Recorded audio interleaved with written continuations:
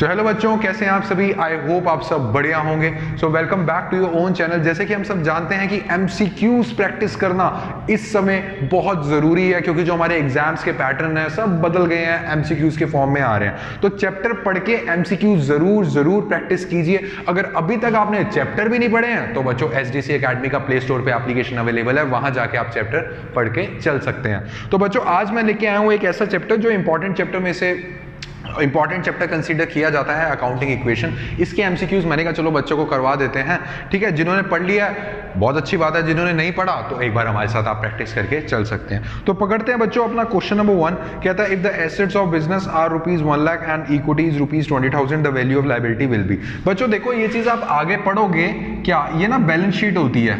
तो balance sheet में क्या होता है, इस साइड होते हैं एसेट्स और इस साइड होती है लायबिलिटी। सर लायबिलिटी में भी क्या होता है, लायबिलिटी में इस साइड होता है कैपिटल और इस साइड होती है दूसरी लायबिलिटीज। ठीक है, या तो इस क्वेश्चन को ऐसे पढ़ लो या फिर इस क्वेश्चन को आप ऐसे पढ़ के चल सकते हैं। अकाउंटिंग इक्वेशन में एक इक्वेशन बनती है जिसको हम बोलते हैं capital plus liability is equal to assets. ठीक है, तो वो कह रहा है कि भाई मैं आपको देके चल रहा हूं, एसेट्स बता रहा हूं कितने हैं, 1 लाख रुपीस के, एंड मैं आपको बता रहा हूं इक्विटी। बच्चों इक्विटी को कभी भी परेशान मत होना, इक्विटी का मतलब होता है ऑनर का पैसा, कैपिटल का मतलब क्या होता है, ऑनर का पैसा। तो इन दोनों चीजों में परेशान नहीं होना। कह रहा इक्विटी है मतलब कि कैपिटल है 20,000, बताओ भाई लायबिलिटी कितनी होगी। तो बच्चों फटाफट से बताइए लायबिलिटी कितनी होगी। लायबिलिटी आ जाएगी हमारी 80,000। सेम आप इसमें करके चल सकते हैं। आपको ये साइड दे रखी है कितनी, 1 लाख रुपीस, एंड आपको कैपिटल कितना दिया हुआ है, आपको कैपिटल दे रखा है 20,000। तो बच्चों ये में से ये माइनस कर दोगे तो हमारे पास 80,000 की लायबिलिटी आ जाएगी। So the right answer is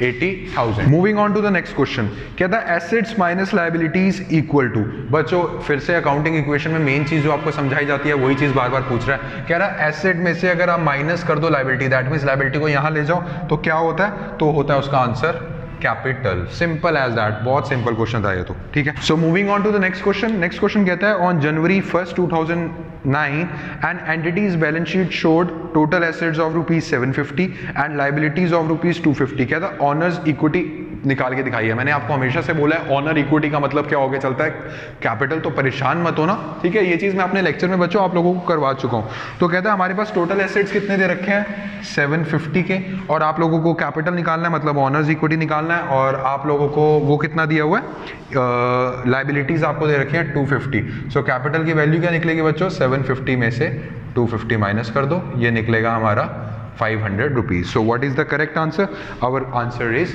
500 rupees. So accounting equation में आप देख के चलेंगे मेन इसी इक्वेशन पे।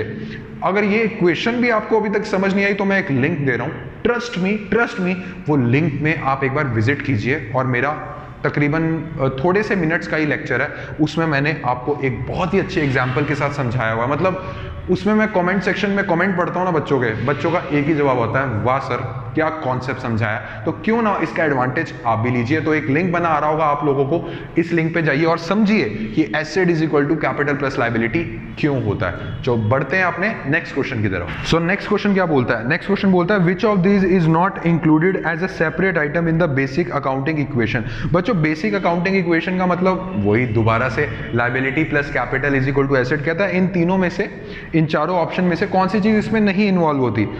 सर बी तो होती है लायबिलिटी, सी का मतलब होता है कैपिटल, डी का मतलब होता है asset. Sir point A that means revenues, sir ये नहीं होता involve. So the right answer is A, revenues. So उसके बाद हम बढ़ते हैं आगे। कहता है profit and loss is calculated at the stage of posting, recording, classifying, summarising. अगर ये वाला स्टेप अगर आपने मुझसे पढ़ा है तो मतलब ये क्वेश्चन आप विद इन सेकंड सॉल्व कर सकते हो। मैंने आप सभी लोगों को बताया था स्टार्टिंग हमारी होती है रिकॉर्डिंग से, उसके बाद हम क्या करके चलते हैं, उसके बाद हम करके चलते हैं क्लासिफाई करते हैं मतलब कि अलग अलग खाते खोल देते हैं, उसके बाद हम ट्रायल बैलेंस बनाते हैं मतलब समराइज कर देते हैं, और समराइज के बाद हमारा शुरू होता है एनालाइज वाला पार्ट। एनालाइज वाला पार्ट का मतलब क्या होता है बच्चों, कि हम निकालते हैं कि यार साल भर हमने धंधा करा, हमें प्रॉफिट हुआ कि लॉस हुआ है। हर कोई बिजनेसमैन चाहता है भाई क्या, कि भाई मैंने पैसा लगाया बिजनेस में, मैं ये तो देखना चाहूंगा ना साल के एंड में क्या, कि भैया मेरे को प्रॉफिट हो रहा है कि लॉस हो रहा है। लॉस हो रहा है तो भाई क्यों लॉस हो रहा है, प्रॉफिट हो रहा है तो और प्रॉफिट बढ़ाऊंगा। ठीक है, तो नेक्स्ट स्टेप क्या होता है, एनालाइज करने का, और उसके बाद क्या स्टेप होता है, कम्युनिकेट करने का। अब चुपचाप क्वेश्चन की तरफ देखो, टिक्का मारो और आगे बढ़ो। क्या बोलता है question?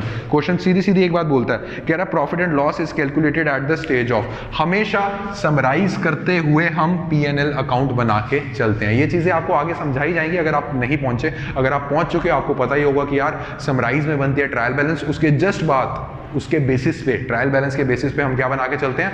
Trading and profit and loss account और balance sheet. So the right answer is summarising. So moving on to the next question, कहता है fixed assets are held by business for. बच्चों फिक्स्ड एसेट्स क्या होते हैं? Sir fixed asset एक ऐसी चीज होती है जो सर फिक्स होती है।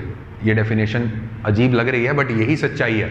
लैंड एंड मशीनरी, बिल्डिंग हो गया, प्लांट हो गया, ये ऐसी चीजें होती हैं जो आपकी प्रोडक्शन में हेल्प करती हैं, जो आपके स्मूथ रनिंग ऑफ बिजनेस में हेल्प करती हैं, जो आपकी अपनी प्रॉपर्टी हैं, जो आप रीसेल नहीं करते, उसको सेल नहीं करते, इन सबको हम बोल के चलते हैं फिक्स एसेट। मेन इसका पॉइंट यही था बच्चों, ये आपकी स्मूथ रनिंग ऑफ बिजनेस और प्रोडक्शन में हेल्प करके चलती है। क्या मशीनरी हेल्प नहीं करती आपकी प्रोडक्शन में? यस।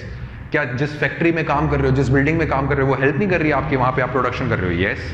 तो क्या बोल के चल रहा है? कह रहा fixed asset are held by business for resale, converting into cash, none of the above के जनरेटिंग इनकम। ऑब्वियसली सर ये मशीनरी, लैंड, बिल्डिंग, प्लांट, ये सर मेरे को इनकम कमा के दे रही है चीजें। So right answer will be generating income. So moving on to the next, कहता है फाइनेंशियल स्टेटमेंट। फाइनेंशियल स्टेटमेंट का मतलब होके चलता है बच्चों, समराइज के बाद हम बना के चलते हैं trading and profit and loss account और बैलेंस शीट, इनको हम बोलते हैं फाइनेंशियल स्टेटमेंट। जब आप आगे पढ़ेंगे तो आपको चीजें क्लियर होंगी। कहता है financial statement displays the revenue and expense of a company for a period of time. बच्चों एक स्टेटमेंट बनाते हैं हम, एक स्टेटमेंट बनाते हैं जहां पे सारे जो हमें पैसे आए होते हैं वो लिख देते हैं, और इन पैसे में से ऑब्वियसली सर जो सेल का पैसा आएगा उसमें से ही सारे एक्सपेंसेस निकालोगे और ये बताओगे कि हाथों में प्रॉफिट बचा के लॉस बना। ये करोगे कि नहीं करोगे? यस। तो एक स्टेटमेंट होती है जिसमें हम सारे हमारे पास जो पैसे आ रहे हैं वो लिख देते हैं इस साइड, और लेफ्ट हैंड साइड हम लिखते हैं जितने सारे पैसे, जितने भी सारे खर्चे हो रहे हैं। वैसे तो इसको प्रॉफिट एंड लॉस अकाउंट भी बोलते हैं, बट ऑप्शंस के अकॉर्डिंग इसका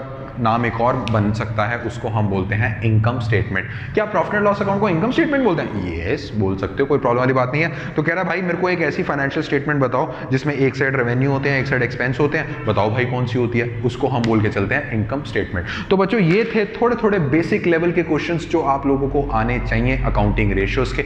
सर क्या यही तैयारी मैं अपनी खत्म कर दूं, जो आपने क्वेश्चंस कराए क्या वही आएंगे? जैसे कि मैं हमेशा बोलता हूं, ऐसा नहीं है। झूठ नहीं, सच्चाई की राह पे चलो, और सच्चाई यही है कि सिर्फ जो मैंने क्वेश्चंस कराए हैं ये इनफ नहीं है आप लोगों के लिए। अब करना क्या है? सर करना ये है कि अपने घर में जाइए, अपनी किताब खोलिए, गूगल खोलिए, जो मर्जी ओपन कीजिए जहां से आपको अकाउंटिंग इक्वेशंस के क्वेश्चंस और मिल सकते हैं। घर पे बैठ के आराम से उसको रिवाइज कीजिए, और अगर कोई भी डाउट है तो आप शुद्ध देसी कॉमर्स चैनल वाले तो हमेशा आप लोगों के साथ हैं ही। सर मेरे को चैप्टर पढ़ना है, अगर चैप्टर पढ़ना है तो SDC अकेडमी, हमारी शुद्ध देसी कॉमर्स की अकेडमी की एप्लीकेशन, जिसमें मैंने प्रॉपर क्लासेस दे रखी हैं आप लोगों को एक बाय एक, आप वो जाके अपना प्ले स्टोर से डाउनलोड करके एप्लीकेशन चल सकते हैं और उसमें क्लासेस देख सकते हैं। तो ठीक है बच्चों, अगर आपको आज का लेक्चर नॉलेज वाला लगा कि हाँ भाई सर अच्छा सब कुछ चल रहा है, सर आपसे पढ़ के अच्छा लग रहा है, तो जरूर जरूर एक लाइक, शेयर एंड सब्सक्राइब जरूर कर दीजिएगा। एंड जो बच्चे हमारे साथ रेगुलरली पढ़ना चाहते हैं उनको जरूर बताइएगा कि सर की SDC अकेडमी की एप्लीकेशन प्ले स्टोर पे आ चुकी है, जहां पे सर अच्छे से लेक्चर्स दे रहे हैं, अच्छे से वहां पे क्लासेस अवेलेबल है। तो ठीक है बच्चों, मिलते हैं अपने नेक्स्ट लेक्चर में, तब तक के लिए हैप्पी लर्निंग, थैंक यू।